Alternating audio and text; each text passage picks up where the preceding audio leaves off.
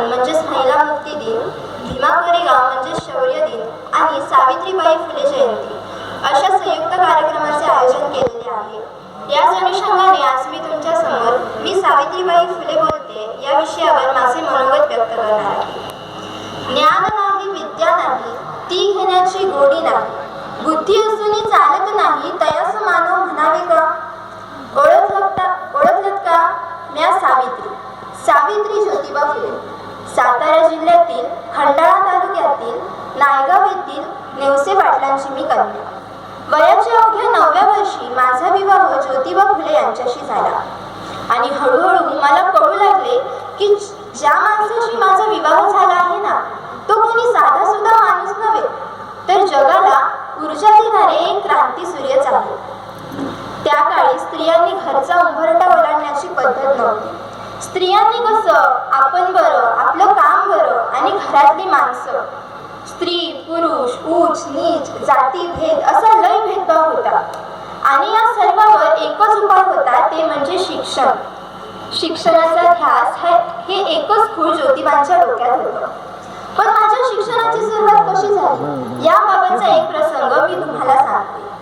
तर ज्योतिराव शिक्षणाचा प्रसार करत असताना फरान नावाच्या एक ब्रिटिश मॅडम ज्योतिबांना म्हणाल्या, मिस्टर फुले, तुम्हाला शिक्षणाचा प्रसारच करायचा आहे ना, so educated woman first, because if a woman educated whole house will educated. झालं तर मग ज्योतिराव माझ्याकडे पाटी पेन्सिल घेऊन आले. त्यांनी मला लिहायला शिकवलं, वाचायला शिकवलं आणि त्यामुळेच मी स्वतः काव्य सुद्धा रचू लागले.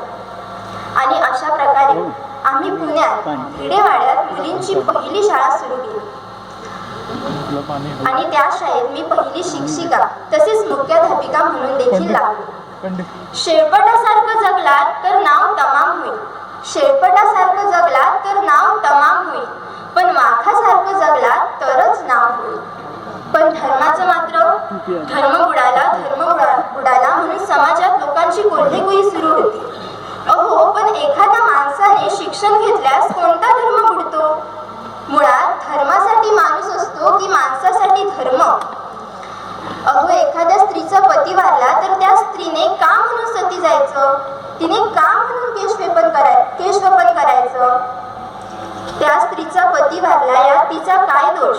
आणि याच गोष्टीवर बंदी घालण्यासाठी आम्ही काम सुरू केले. इंग्रजांनी सती प्रथा बंदी देखील सुरू केली. पण अशातच पुण्यात प्लेगची साथ पसरली. सर्वत्र प्लेगने थैमान घातले होते आणि आम्ही रुग्णांचा उपचार करत होतो. पण प्लेग हा संसर्गजन्य रोग होता, त्यामुळे कधी ना कधी तो मलाही होणार होता. पण मुळात आम्ही जगलो समाजासाठी, मग मरणाला का घाबरायचं?